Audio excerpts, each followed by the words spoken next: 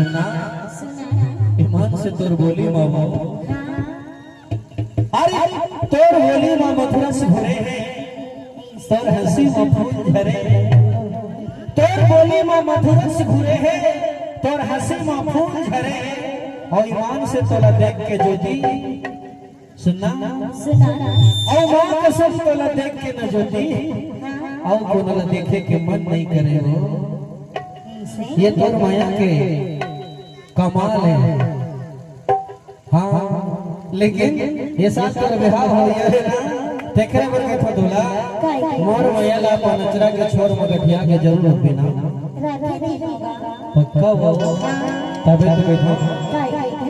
हे दीवाना हे दीवाना हे दीवाना